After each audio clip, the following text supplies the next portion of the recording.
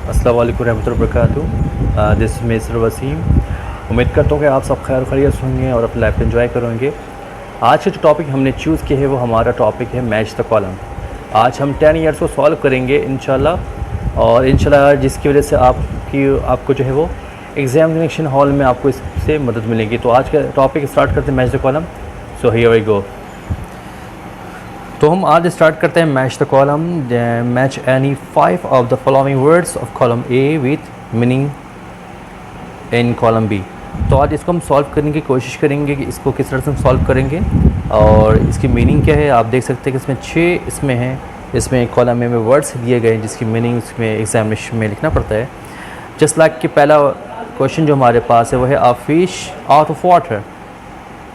इसकी मीनिंग क्या होनी चाहिए? इसकी जो मीनिंग है वो जो मछली है अगर पानी से बाहर आ जाए तो क्या होगा भाई, वो अनकम्फर्टेबल रहती है, वो तड़पती है। तो यहाँ पर जो हम इसके कॉमन मिलाएंगे वो हम बनाएंगे, इसको बनेगा a fish out of water it is that is feeling uncomfortable. In this way second हमारे पास है साइट सीइंग का मतलब होता है visiting places as a tourist. तो यहाँ पे लगाएंगे हम visiting places as a tourist, यहाँ पे लगाएंगे, इसमें मैच का कॉलम करेंगे।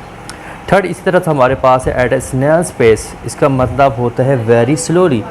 तो हम यहाँ लेके जाएंगे वेरी स्लोली में लेके जाएंगे, देख सकते हैं ये वेरी स्लोली में लेकर जाएंगे हम। चौथा हमारे पास है ऑन द सेम पेज।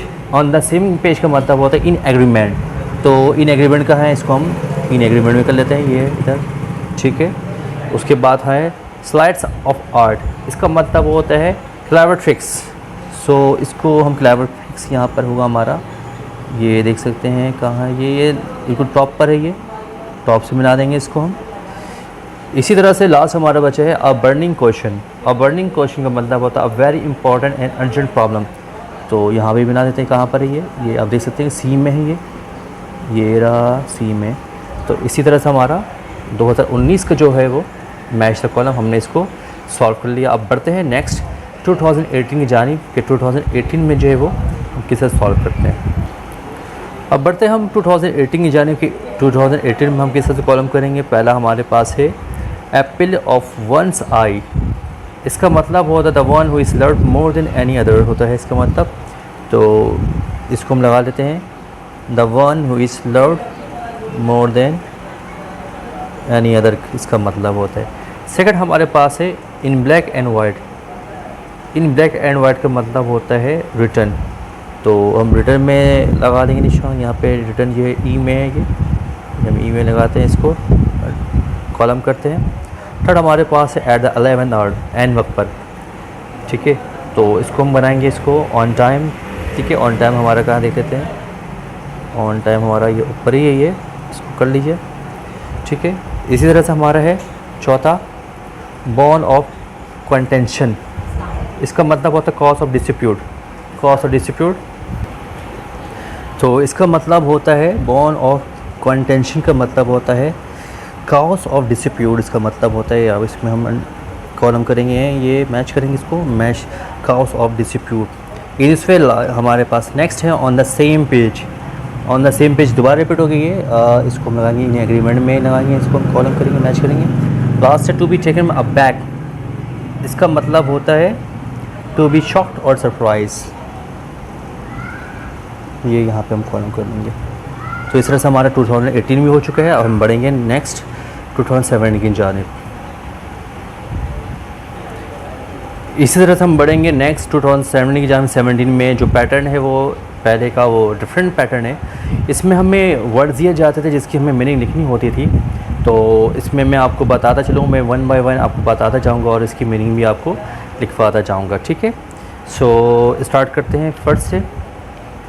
तो फर्स्ट हमारा है on account of. On account of का मतलब होता है बिकॉज ऑफ,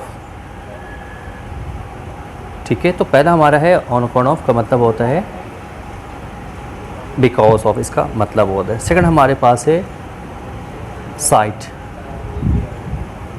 साइट का मतलब होता है to cause, sorry to an act या फैक्ट होता है या इंस्टेंस ऑफ सीइंग होता है इसका मतलब। तो इसका मतलब भी मैंने बता चुका मैं।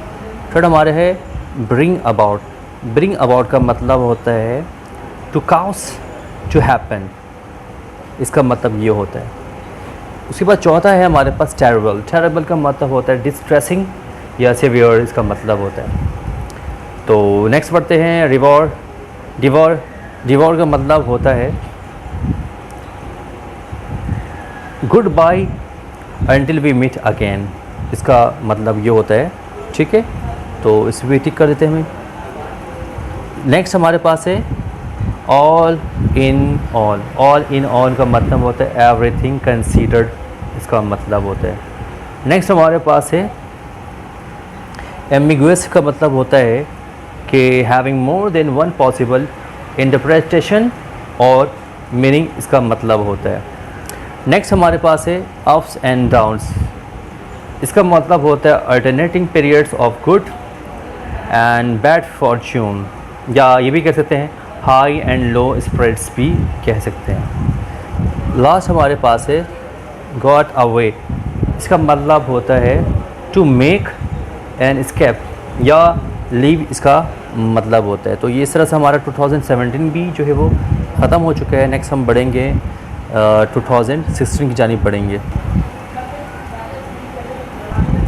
इस तरह से हम बढ़ते हैं next column A column B की जानिब।